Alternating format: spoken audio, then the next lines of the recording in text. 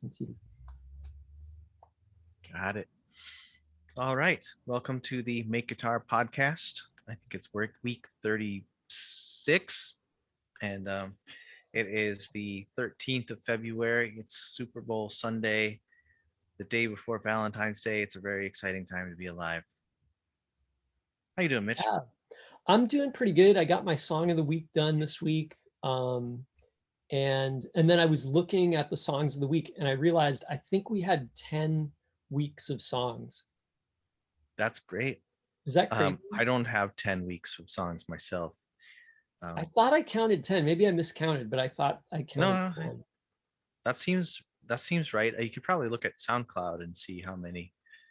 That's what I did. I just kind of went down the list and I tried to count. Oh, I couldn't okay. even remember some of them. It's like, don't get old, your memory goes. Well, today I was looking at my GarageBand library, and I pulled up a song, and I'm like, I'm gonna do a demo of the 65 reissue made in Japan Mustang before and after swapping the pickups. I don't know why. I don't know who was interested in that, but so I pulled up an old song. I started working on it, and then I was like, okay, well, it's time to take the guitar apart. And then I got the guitar apart, and Oh, I didn't get it back together again to hard finish the song. hard So to finish your song if your guitar doesn't have any pickups, unless you're going to play it like a drum or like a percussion instrument. yeah, but then I need to mic it. Yeah, true. Shit. I, Oh well. my, my arm, uh, but this is the pick guard. Um, it's got the quick plug thing enabled, so I just need to wire the other end of this. It's got the regular wires to the switch, and Yeah, then run that to the control cavity, and it's going to nice. be Humbuckers. nice and tidy. Yeah, Nice. Hey, let me ask humbucker. you, So I'm gonna. is that the original pick guard and you just put the pickups in it? Yeah, I didn't feel like buying another pick guard, Yeah, but I did preserve all of the original electronics um, the way that they are. So I replaced the pots, of course, because I'm going humbucker. So I wanted 500K pots, and um, what were the original, like 250s? yeah, Okay. yeah, yeah. So I swapped those out. Those are on the control plate, and yeah, and I replaced the switches too. I didn't want to.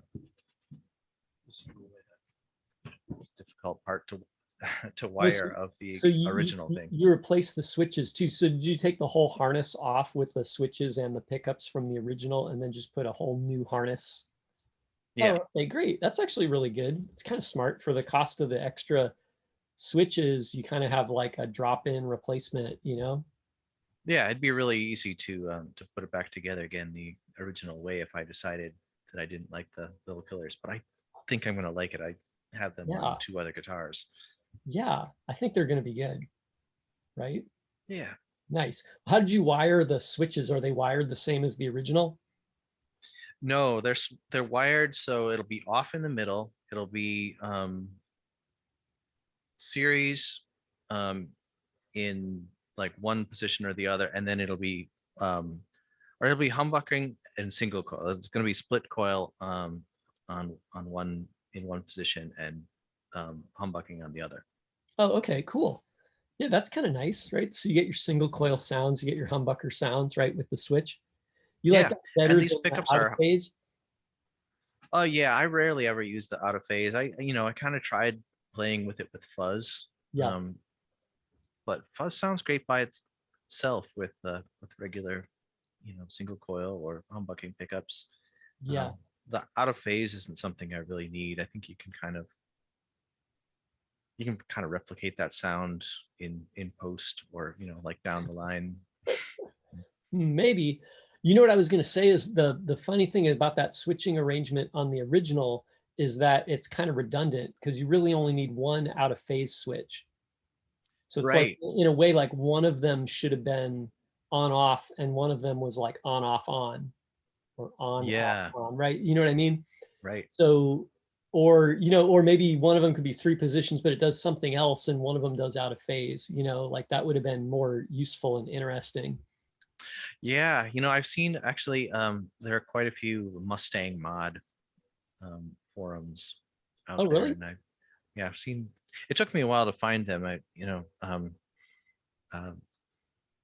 was kind of started with guitarelectronics.com, and they didn't have any Mustang, with the Mustang switch mods. But yeah, then I found like some other forums that, where people are trying to do exactly what I'm doing. Some other things where they're adding a 3-position pickup selector switch. And yeah, there's a lot of things that you can do. Yeah, cool. Yeah, cool. That'll be fun. I got a pick guard too, so maybe I'll try and get mine going, and we can have the pick guard swap day talk. Yeah. Yeah, you don't have to do anything to yours, right? You just need to swap it out. Like yours is loaded and ready to go. Yeah, I'll have to do a little bit of wiring. No, actually, no. You know what? Yeah, the pick guard has everything on it. It's even got the jack, Oh, great. and I think it's got the jack even has a quick plug on it. So Nice. so you don't have to unsolder it and run the wire through the channel and then back again. Let me get Right. it. I'm gonna go Yeah. look at it. Actually, I'm kind of Yeah. curious now. Yeah, I love it when they do that. That's one thing that Guitar Fetish does very well is they make those quick connectors for the output jack, because they recognize that you're not going to necessarily be putting it into a body that has a like a like wide holes in the body for the jack. Yeah. Yeah, the quick plug idea is pretty good. Yeah, this has a quick plug on each of the pickups, right? So they have one here and here. And then it looks like there's a quick plug here on like a little PCB and they soldered it somehow to the back of this pot, you know? Oh, that's really nice. That'll be a easy swap. Yeah, yeah, it'll actually be really good because it's got the output jack here, so you can just unplug it, run the wire through the cavity, and then plug it in on the pick guard, and you're done. I guess the one thing I got to do is the ground wire. So it's just got a loose ground wire here. They don't have a quick plug for the ground, Right. you know. But anyway, yeah. So it's a good idea. I'm kind of curious to try it out. You know, for the Yeah. song of the week, I've been using a new guitar every week, right? Mostly. So I'll cycle back around. I used the gold guitar a few weeks ago, so maybe I'll cycle back around to that one. That's right. Yeah, you don't want to start buying new guitars to do the song of the week in the future when you run We're out of guitars. we're not buying any gear this year. We're just making music with the gear that we have. That's the goal. And I have more gear than I need. So like Okay. I like there's something I owe a debt to the gear to use it. Well, I do think that that's maybe the message of this channel is, I mean, yeah, like sometimes you have to buy new pickups and stuff like that, but Sometimes. uh, I was watching shoot, I can't remember who it was. It might have been the what's his name? The guy who does all the surf things, the surf Oh, the reverb guitar guy. review. Um, He's no, really he's into reverb pedals. yeah, that guy, Yeah, the guy yeah. who's really 60 into the cycle drip. hum or something like that. 60 cycle hum. Yeah, Yeah. it might have been him, and he oh no, I'm sorry. It was Tim Sway, and he was talking about this $200 pickup winder that you could buy either as a kit and build it yourself. Um, in any case, 200 for the kit. probably, because that seems like a pretty good deal. But that's that's on my list. I want to start making pickups so I can improve my own guitars without having to buy more stuff. Yeah.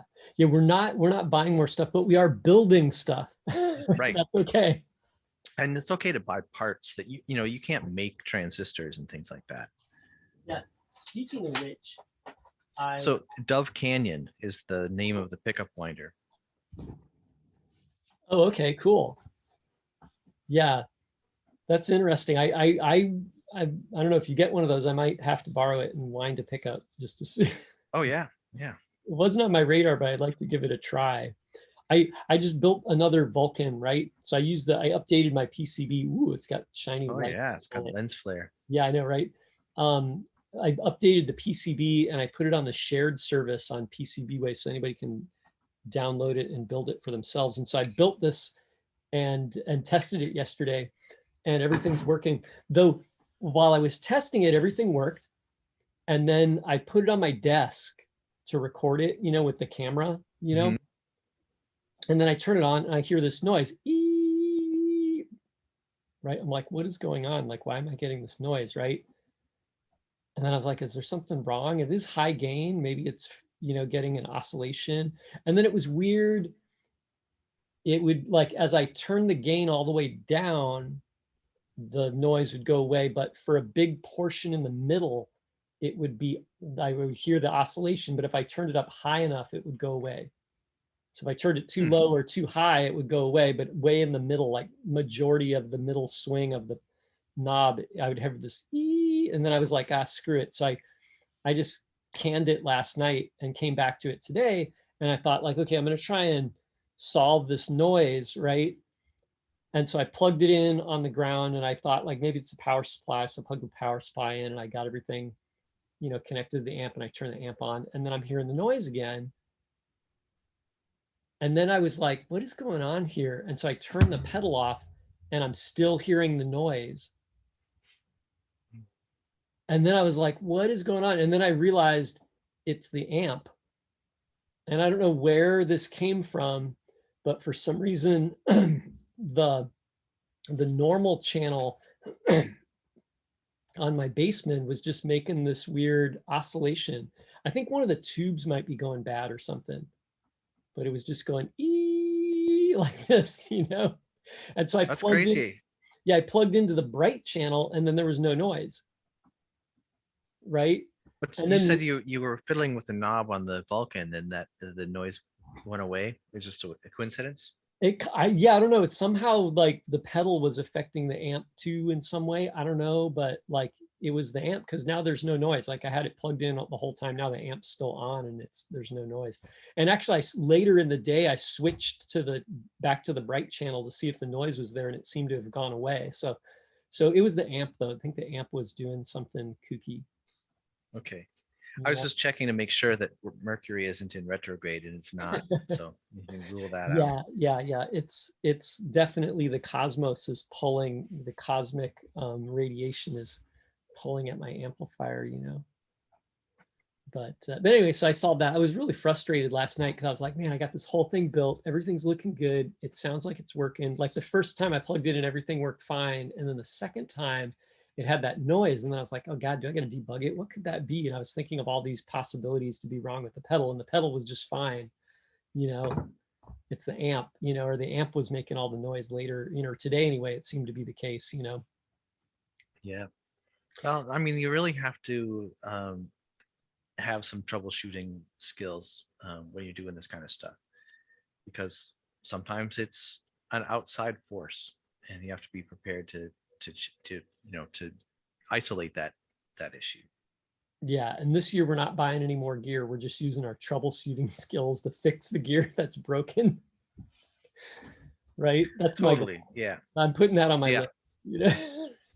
Yeah. I need to clear my workbench. I keep like adding new projects to it. And the only way to clear the workbench properly is to complete the projects. And Yeah, then when you right? complete them, you can use them to do your song of the week.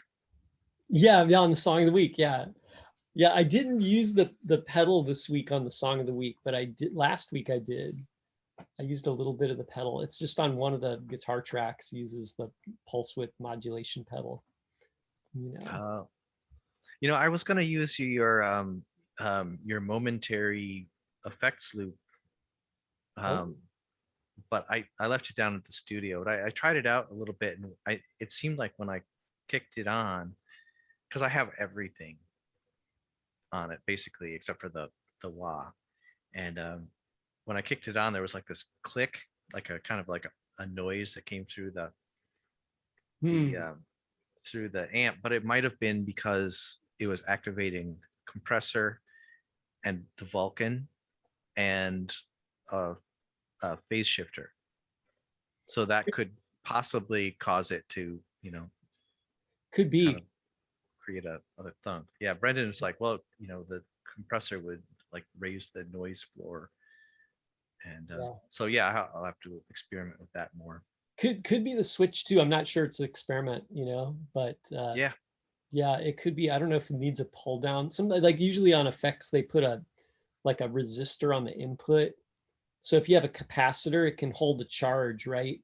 hmm, And so when you turn something on, if there's a charge there, you get a little pop, right? So what they do is they put a little pull down resistor, which is like a usually like a 1 meg or higher resistor that is off the input to ground. So that way, like if the input cap gets like you're playing into it and it's holding a charge, like this resistor will like siphon the charge off. So that way when you switch it on, you don't hear the pop. I mean that seems like a pretty easy mod to do. I've got Yeah, like a pedal or two that might kind of gather a charge yeah. over I time. don't yeah, I don't know. It could be anything, it could be a thing too, like if you're playing clean and then you turn on all your effects at the same time, like, they could add a little noise, And then a Right, compressor could raise the noise level, right? Because it's gonna limit, but it's gonna pull the quiet part up, right. right? Yeah, Yeah. so I'll have to try some more things out with that, like maybe have fewer effects on. Um, Yeah. I should have tried mine out this week. I didn't try it though. I didn't have a spot to put it in the song, or maybe I could have thought more creatively and put something in there, you know. well, I can definitely, now that I've played with it a little bit, I can definitely see the utility for it. Um, like if you just had like a short part of the song, or you want to have, just to kind of add another level of expression to a part, or if you want, like, let's say you wanted to have a delay that kicks on. I mean, you could just hit the delay, but if you want to have like delay that kicks on at the end of a part, so when it goes into the next part, I, don't, I mean, there's a load of different things that you could try, but you know Yeah, that's maybe. just two of many. Or Yeah. The delay would be a problem though, because you would only get delay when it was on, and when you turn it off, you wouldn't hear the delay trail off because it would be removed from the loop. right. That's how most delays work anyway, right? Is if you turn them off, you Hmm. don't get any delay. Though some have tails. So if your delay has tails, your signal, it basically has to be buffered through the delay in order to mix the tails in with the output signal. Right. Yeah. Well, I mean, I think it's something you'd have to play with the technique there, but Yeah. I Oh yeah, you could be I it think could be good. yeah, I mean, I think a lot of guitarists don't play all the time, and sometimes it's just what you do with your feet or what you do with that empty space. Like if you have a little delay or something like that, and that just kind of like transitions one part into another quiet part, Yeah. especially if you have like sequences running on or other musicians that are kind of holding down the bottom end. uh, yeah, guitarists don't need to play all the time, um, Yeah. Wait, not in the way that bass players do. yeah, wait a minute. I'm just kidding. Actually, you just reminded me too, you could use it for those three notes that of the ring modulator on, cheap sunglasses, right? Would Oh be great yeah, for that, right? You just have the ring modulator in the effects loop and just bop, bop, bop, like or whatever. I forget how yeah, those Billy Gibbons go. probably had something like that, or he just had a fast foot I for think those three he I notes. think his tech does it. I think I swear I saw an Okay. interview with his tech and the guy was like, yeah, I sit back here with these and I turn this one on for the three. I turn this on for those three notes during the song. Like he's just backstage and does it. I wouldn't be surprised if that happens a lot more than you'd think, Hmm. you know? Well, yeah, I've seen rig rundown um, episodes with some techs who are below the stage and they're just waiting for their cue to hit the button. Yeah. Yeah, I think it could be anything like, if you had someone you were working with, you could say like, okay, well, sometimes I'm not near the pedals, so I need you to turn them on remotely, right? And so Right. like if your person knows the song, like there's a choreography to the pedals and the effects that go on, and so they could play them for you if you don't have a chance to kick them with your foot, especially if you're like some giant megastar on a massive stage, you know what I mean, where it's like 20, 30, 40 feet across, like some of the stages are pretty big. It could be like 50. Yeah, or you're like the edge and you're like on this catwalk, like Yeah, you're right. like 500 feet away from your pedal board. Exactly, right. Yeah. And so somebody turns it on for you, I swear I saw someone that was saying that that's how their system worked. Like they had like a pedal board with a switcher on the stage, and then backstage they had a switcher that controlled it also. So they were like in sync. Right. Yeah, I think that is common. Like the what's this Phil X? I think he's got somebody down below who's managing a lot of that. Maybe, yeah, I don't know. I wouldn't be surprised. But But that reminds me of that. There was that thing that you sent the other day. It was like this robot that controls the physical oh knobs yeah, on yeah. your pedal board. That was crazy. It's like you put your pedal board in a box, and these robots come down and they turn the knobs and push buttons for you. Well, I think it has a little, like you put your pedals on a board, and then it has Hmm. some scaffolding, and there's these little gear motor things that you can tighten up like with little wing nuts or something on the scaffolding. So you position them above the knobs because all the pedals are different. They're different Right. sizes, the knobs are different. And then this little box up here has a motor in it, and it reaches down and you can kind of set it to turn the knob. Hmm. Right. And then somehow it goes to like a controller that runs with MIDI. So you can press a button or choose a MIDI command or something, and then it just twiddles all the knobs for you. It was kind of crazy. It was nutty. I don't need one of. We're not buying gear this year, so Right. Right. Yeah, sorry. and it almost seems like that thing is another thing that could go wrong. So I mean, if you're You think so? yeah, if you're the edge, you could afford that thing. That could be, part of Edgeland, but you could also afford to pay a guy to just sit there and wait for that one part in the song where he has to turn that knob Yeah. or Well, yeah, push and the if you button. if you're the edge, that guy that turns the knobs also programs the thing and gets it set up so it doesn't break and keeps it running. I do all my knob twiddling and button pressing myself. Just it's bespoke. I do it all. Hand operated, foot operated. But I anyway, like that anyways. I mean, sometimes sometimes just like the things that the way that you play or the gear that you play through doesn't sound as good to you with the same setting. Sometimes you just need to change things to, kind of maybe suit your your mood at any given moment. yeah, for sure, right? And it might not be your mood. Sometimes it could be, like the barometric pressure or, like If Mercury's in retrograde if or, you're if you're a some other guitar condition. player, if you're a guitar player, everybody else is too loud. So you gotta turn the volume up, Yeah. right? You know. But anyway, hey, so why don't we switch gears for a minute? So what did you listen to this week? Did you listen to any good music? Oh yeah, I did. I listened to this. I still have it going around in my head. Well, I listened to a bunch of really great, like psych rock. Like I listened to um, Anatolian Funk.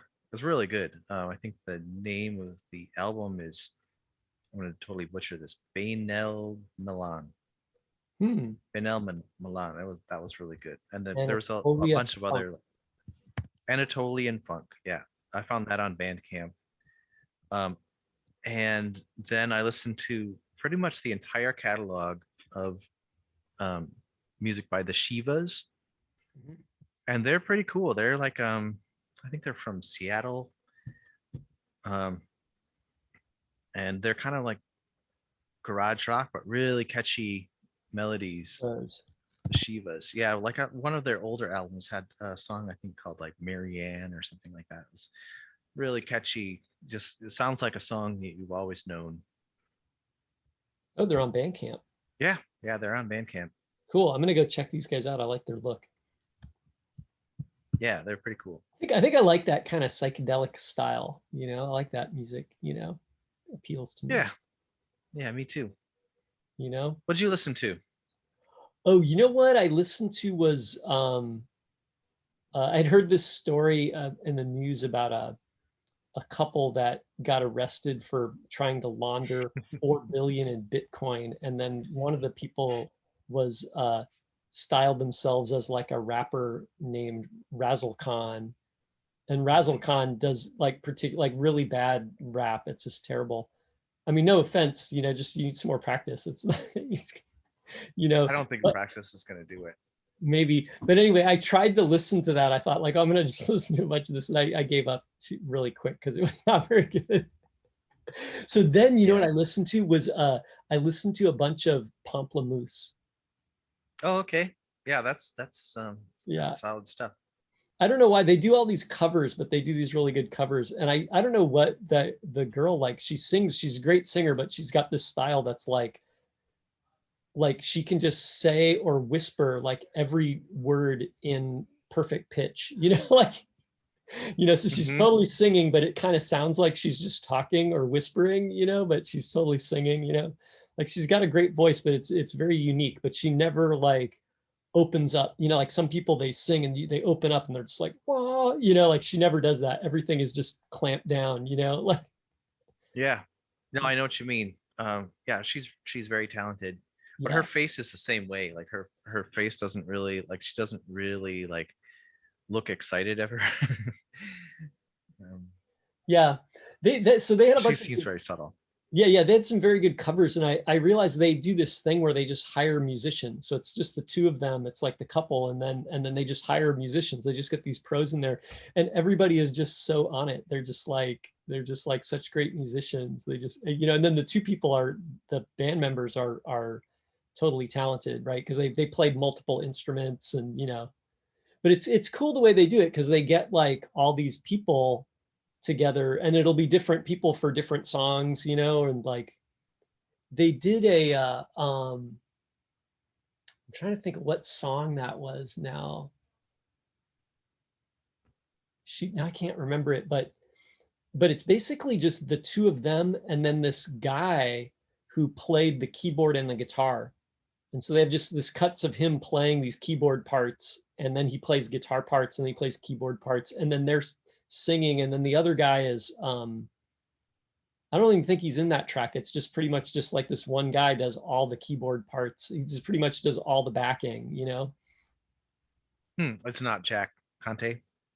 No, no, It's a no. different guy. It's some other guy, some studio musician Interesting. or friend of Okay. theirs or something. I don't know. I don't remember. I didn't read the liner notes or whatever. They probably had his name in there, but it was just kind of impressive because usually they have a room full of people, everybody has a different instrument, but then on this one Yeah, track, they had just the guy doing all the keys, and then he also played guitar.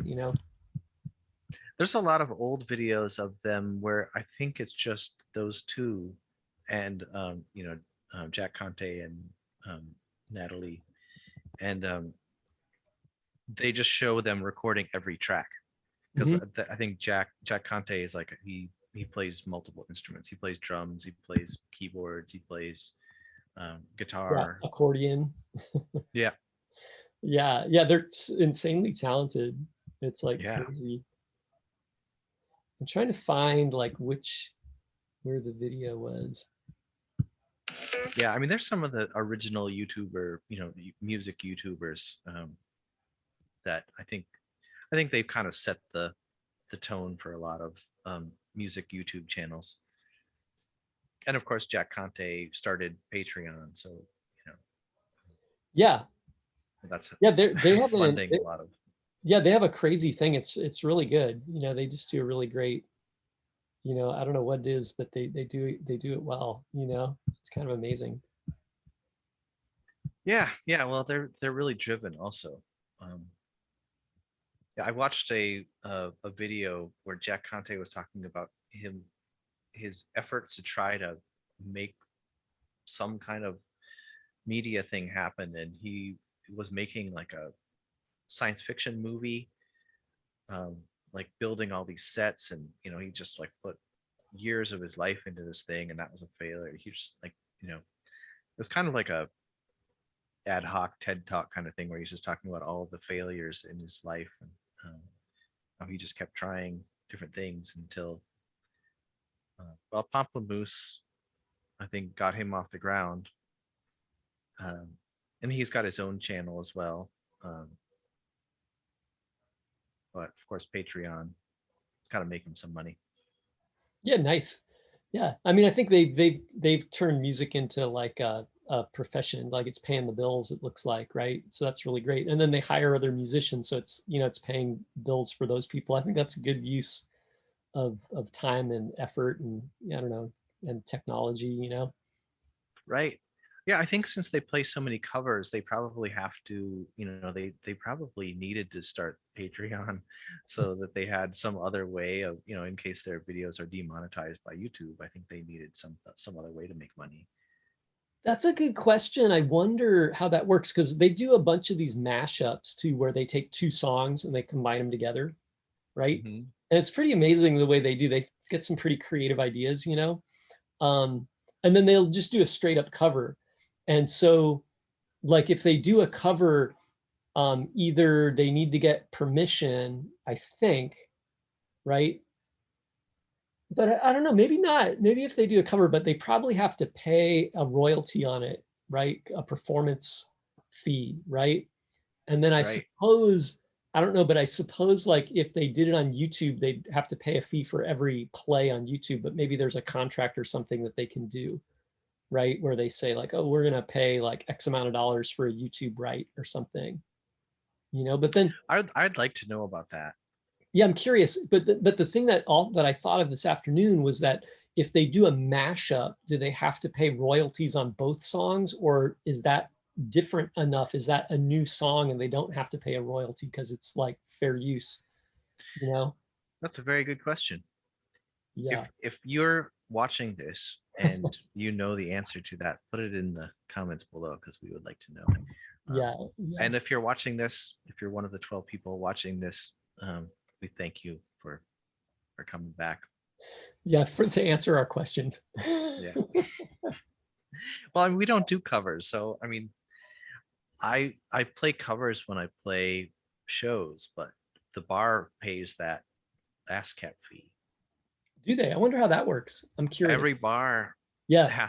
every bar that has live music has to pay this fee, or the ASCAP guys will come around and say like, um, you guys played live music, you played our songs without permission, and fine them. I read a story in the Bay Guardian. It was some years ago. It had to be like 20 years ago, right?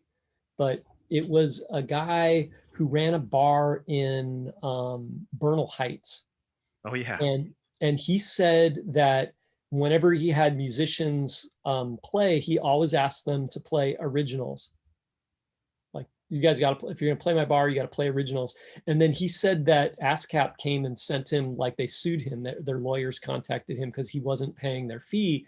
And then they said that they had, like, their excuse was that we had a private investigator come in on such and such a dates, and somebody was playing these songs and they listed all these songs. And he's like, there's no way I can tell whether those songs were played or not. I kind of doubt this guy is accurate in saying that those songs were played, and it's his word against mine. And I asked all my musicians to play originals, so they were not supposed to play any covers of any kind.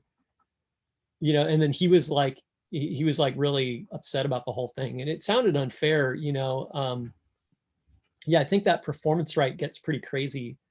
Yeah. Yeah, I heard that story as well, and it kind of blew me away. I had no idea that bars had to pay that fee, but Yeah, that was the first I don't time I'd know. heard of it. The other thing that I heard was that at back when I was working, that's to be like before, maybe before I was married or after I was married. So it could have been 10, 15 years ago, right? Maybe longer. That ASCAP wanted to sue phone manufacturers over ringtones. And the idea was that if you played a ringtone that had a song in it that was copyrighted, that was a performance of the song. And so anybody that heard your phone ring would be hearing the performance. So they wanted anybody to pay for the little snippets of sound that people put in the ringtones. And then they said, since your phone is playing it, like, and since phone manufacturers got a lot of money, they went after them. I don't know what happened with that case. I just remember reading about it in the news. It's pretty crazy. Yeah. Um, yeah, I mean, there are definitely there's some greed going on out Yeah. there. Have you ever heard of Negative Land? Oh yeah, Yeah, they yeah. had a long story. It was like in the early days of the internet, they had a whole like multi-page website dedicated to a copyright case that they had where they basically sampled some U2 music, but they basically had a sample that they played in a song. So they had their own song, but it had a little snippet of U2. And what happened to them was the record company went to the people that made their CDs. So the manufacturer of CDs making, the people making Negative Land CDs, somebody went to them and said, we're going to sue you if you produce this Negative Land CD because it's got our sample on it. Right. And then they Mhm. said, like, they went through this long thing, and the guy from Negative Land, in his argument, he was pointing out that it's fair use. So they were only using a small portion of the sound. It's kind of like, if you're Weird Al and you make a cover of something, but you change the lyrics, right? That's fair use, right? So Weird Al is allowed to comment on and parody existing music, and that's okay because he's changing it, right? And he's making something new with it, right? And so Negative Land had the same argument, but he was like, the guy was saying, like, the people that make our CD, they didn't want to deal with the lawsuit, so they weren't going to go to bat for us, right? So they were just like, sure, we won't print these CDs because your lawyer said we didn't have to. Yeah, I mean, that pretty much sunk them as a band, right? I mean, um, they, Kinda. I mean, they were well known because of that case. Yeah. Um, Yeah, I wonder, maybe they got more notoriety because of it. I don't know, but there was a thing too with their record, like I mean, this is actually kind of like, I could see where people got upset with them. Is I think they came out with a record called U2, and it looked like the U2 record. Right? And so they had a single or something, right? And people were selling it at like Tower Records and stuff, back when there was Tower Records, right? Right. It was way back when, the ancient okay, days. that's funny. I thought that was the one that they got sued over, but Yeah, they did. I Yeah. don't know. Okay, Yeah. that was the It one had, where. it had a snippet of Casey Kasem saying some things about U2. He says, like, it's like Casey Kasem, but he's on a hot mic and he got recorded, but you know, he says, like, and here's a new band, that's the letter U and the numeral two, U2. And then he kind of breaks and he says, like, uh these guys are from England, they're not even fucking Irish, like, who cares? He just says something like that. And then they do the take again, but Negative Land sampled that little snippet and they play it over and over again in their song. So I'm sure U2 and the people selling U2 records were upset with that. Yeah, well, from what I've heard, U2, the band, actually didn't really care. Oh, But they probably should have gotten involved, to keep that, keep art alive. I feel like they should have said, they should have gone to bat for their music, for their lower paid musician pals, right? I feel like that's the Right. thing the world isn't doing, is they're not, like, the wealthy people are not going to bat for the poor people. They like to think they are, but they're, when push comes to shove, they back down, or they say, well, we'll let it go through court or whatever.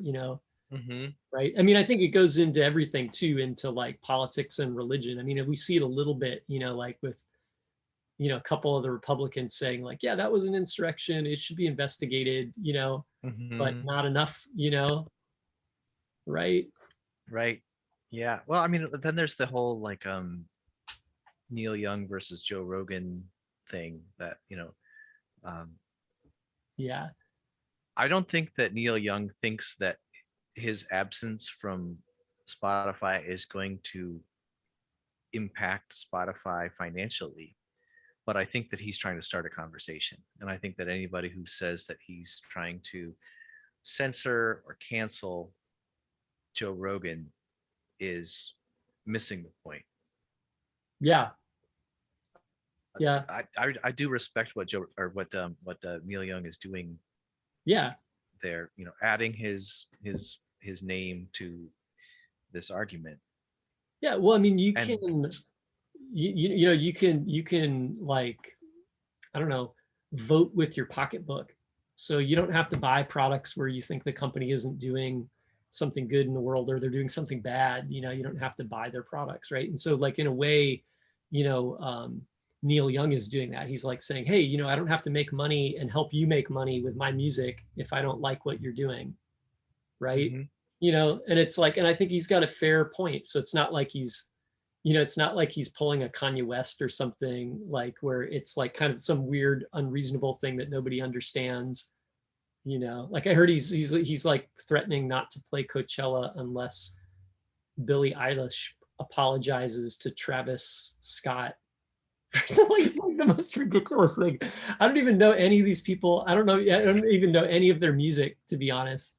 But they're in the news every day, and I see these stories and I'm like, what is going on? And the funny thing about that article is the guy was like, yeah, we're not even sure like what his point is, because we can't find any time when Billie Eilish like insulted Travis Scott over anything, like, anyway, sorry, Yeah, well, he is we're insane. digressing. Well, no, that's okay. I mean, I think, like I, I was watching what's his name, John Stewart, respond to the whole Neil Young thing, and he was like, man, I would love to be able to say, like, um you can't have my music if if you're going to platform this other person and these like mistruths and things like that are happening there. Like that idea that you've got a catalog of music that you can wield as a Yeah, I want to. weapon. I want to do that. I'm gonna put my music on Spotify. I think they're gonna keep Joe Rogan if I put my music. I pull my music, they're gonna be like, okay, you know. But anyway, yeah, we're digressing. So anyway, yeah, I listened to a bunch of Pomplamoose just for fun. I heard It everything. is fun. It They is did fun like music. some Sting cover and like ELO and the Talking Oh, Heads okay. and like REM. They just had all these great covers, which are really fun. And then it was just top rate musicianship. I Oh have yeah. this thing for Yeah. Paul Simon too. There was a Paul Simon cover in there. So, Joni Mitchell. I forget, like there's like everything. I just looked for the covers. So there was a bunch of songs I didn't know too. So I didn't listen to those. I was just listening to songs that I knew. Some bands are just really great at playing songs. They're not necessarily great at writing them. And I'm Yeah. not saying that they're not. I'm just saying, like, you know, they do a version of Telephone by Lady Gaga that is really good, and that's a dumb song. Yeah. Have you ever seen that guy? I forget his name, but he's like he wears a clown suit and he sings, Yeah, and he's yeah, super amazing. Like yeah. he does great covers, and they're a cappella, but sometimes he'll have a couple instruments. That guy is great. I forget Hmm. his name, but he's really good too. I actually like Yeah, those acts. I mean, I feel like we should have more of that. That's like creative stuff that deserves to get paid. absolutely. Yeah, yeah. The other day, Brendan and I were leaving the studio space, and there was this band that were heading out to play a show at the Elbow Room, I think it was. And he looked up the band and sent me a link to their video, and it didn't surprise me really. They had like a V in their name to replace a U or something like that, and it was a very like posery kind of video with a very derivative kind of like 90s gothic style kind of. I don't know what Evanescence sounds like, but that's kind of what I picture. Um, Hmm. Yeah, I don't know. Are and they just rent a studio space in the same building you're in?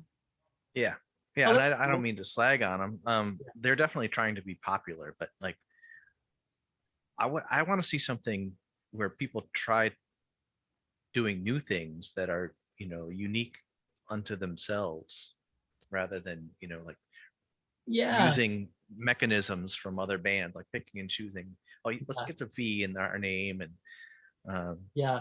There's a have the right lot kind of of eyeliner. there's a lot. I mean, there's a lot to be said for like borrowing an idea or like emulating stuff or aspiring to or homage or whatever, right? But then there's a lot to be said for like just doing your own thing, the way like having a new idea and doing your making your vision happen. Yeah, You gotta yeah, have a totally. vision first, right? Right. You know what I was thinking when I was watching the Pomplamoose videos is I was like, oh, you know what? This is so great that they're in a room with top-notch musicians. They just hire a bunch of people that are solid, and then playing with the other people is where you're really making music. If you play just like solo, there's certain things that you do that, that are good, but then there's some things that never happen because you're not playing off of somebody else. Right. Right. Yeah, I watched a video by Rhett Shull, and he was talking about like the things that beginners do that, you know, or things that you should do as a beginner to further your, like your enjoyment of music, or to make sure that you improve and that you enjoy it. And one of the things was to play music with somebody else. And I Yeah. know that it can be difficult for a beginning guitarist to find somebody that's at their level, or somebody who's like tolerant to play with, but I think it's really important developmentally as a musician, that you learn to feed off of somebody else's timing, and harmonize, and just experience that, the social aspect of playing music. You throw out a note, and um, you listen. You have to learn to listen. If you sit around only hearing your own guitar, um, you won't find people who want to play with you. Yeah. Yeah. There's a lot of cool stuff that you can get just by playing with people and just, I don't know, listening and just even just making shit up as you as you go along. That's kind of different than just being by yourself and making stuff up. Right. Have you ever heard of OOIOO? Yes. Yeah. Yeah, I Yeah. heard that one of their records, Cyrus turned me on to one of their records. And the first time I heard it, I was blown away. I was like, oh my God, I gotta go buy their records, because they were so good. I didn't know this, but they were formed by Yoshimi, who is one of the drummers for the Boredoms, Hmm. right? This is a Japanese band. So she's a musician, she's pretty good, right? At their thing, because she's played a lot of shows. She's played with the Boredoms, over an act that's been around for a long time. But what they did is she shot a photo shoot for a fictitious band called OOIOO, and she just invited some of her friends to show up who weren't musicians. And then they were like, hey, why don't we just form a band? So out of the people in the band, like only one of them was a trained musician, and then the rest of them were all beginners. And then their music was amazing. They opened for Sonic Youth, and they played a bunch of shows, made a bunch of albums. I thought the music was Oh, that's great. super cool. Super That's great. organic, like weird. It's not like verse, chorus, verse, bridge. Like kind of music. It's kind of organic and flows. But it's super Right. Yeah. cool. I didn't recall them even having like a steady beat. It was sort of, yeah, it seemed more ambient than that. Yeah, they're a little ambient. Yeah, yeah. I wonder if they're on Bandcamp actually. Oh, yeah, good thought. I don't know. I'm gonna go check it. Oh, you know what? Looks like they're totally on Bandcamp. I didn't Okay, know that. well, we'll Find put a something link new every day. to them. Yeah. Well, it's been some years, like probably a decade or more since I listened to OOIOO, but maybe if they're on Bandcamp, I'll have to revisit them. Yeah, well, I've only heard a couple songs from them, I think, in that I have in my library. Um, so here's a question. Yeah. Can you call them Uwiu? I don't know. They I should don't have know. like a pronunciation guide on Bandcamp. Yeah. Maybe. I always just called them OOIOO. I thought, and I figured that was the name actually, but I could be wrong. Let's see. I wonder what. It takes Um, a long time to say. yeah. Oh, it looks like they have like pretty much all their albums. Let's got the 2 albums I had on here, and then they have like 5, 6 more. Like I think I had their first 2 albums, like Gold and Green and Killa Killa Hmm. Killa. I like the title. Right. Yeah, maybe I'll check them out again. Yeah, yeah, that'll be something I can listen to this week. Yeah. So anyway, so I'm going to try and get this tremolo working. I got to mill the box, but I was going to try and film the process of putting Oh, the cool. box together. No, So I think people enjoy watching the mill do its thing. yeah, I Do your did one thing. when I did this. I filmed the whole process of milling them, drilling and wiring. So I'm going to try and do that again, but then that takes more time. So you know, and then I need some parts too. So I placed an order. So I'm waiting on that. That's kind of slowing me down. You know, Yeah, yeah, and then I got to come I up with know. a new I song have to idea order this some week. parts. Right. Yeah. Well, I know I was kind of like recycling all the old song ideas, and I'm starting to run out.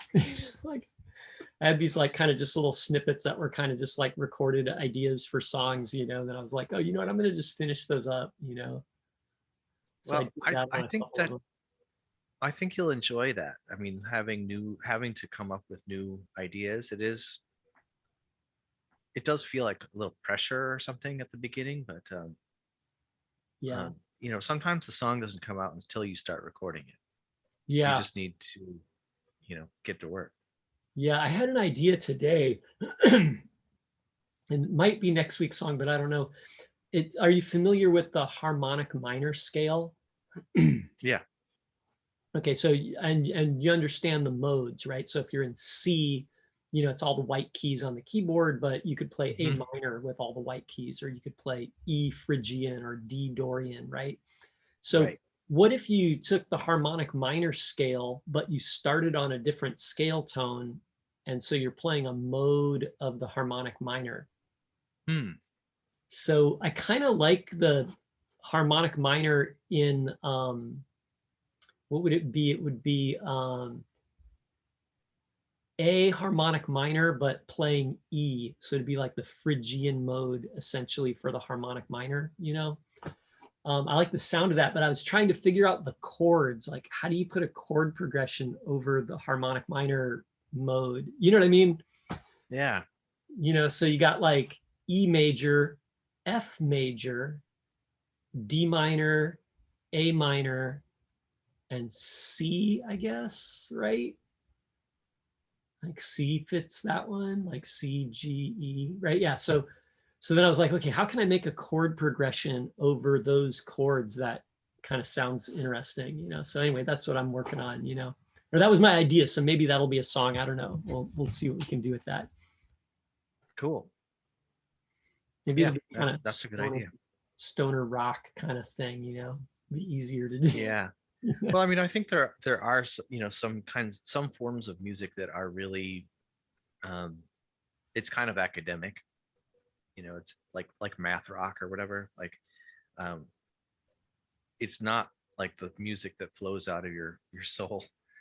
Um it's something that you have to, put some thought into. And I think that there's some value in Yeah. that. Yeah. Well, the scale, like the E Phrygian harmonic minor thing, it just sounds kind of like it all sounds a little bit like those Turkish scales. Hmm. So it's got a cool sound to it. And there isn't anything stopping me from like borrowing a chord from another scale. So like B in that mode is diminished chord, which you never, like you're not going to use the diminished chord unless you're like Elton John or something, right? Right? You know what I mean, right? So you're not going to play that. But if you needed a B minor, like you could go A to B minor, right, or A to B major, or E to you know E major to B major, and like you could just throw that in and it would be okay, if you Yeah. could make it work. But I You just know, thought like as an exercise, like if I could make it all fit the harmonic minor scale. right. I have to defend diminished chords. I really like having a, like one chord that, it's the chord that you'd never like to hear just by itself, or I never want to hear a song that was based on it, but you find a place for it in the song. Uh, Yeah. Sometimes I like those like long, like 5 or 6 chord progressions that end with a diminished chord, or like there's the fifth chord in the series is a diminished chord, and then you end it with an augmented or a seventh chord, or something. Augmented, yeah, nice. Yeah, well, I'm just not quite there with my musical skills yet. I mean, if I could find a place, and it sounded okay, it made sense, I would do it. I'm just like, okay, if I can just hit the major and minor chords, I'm okay. Hmm. But if I can get them to like sound good, maybe I gotta just experiment this week. So we'll Yeah, see.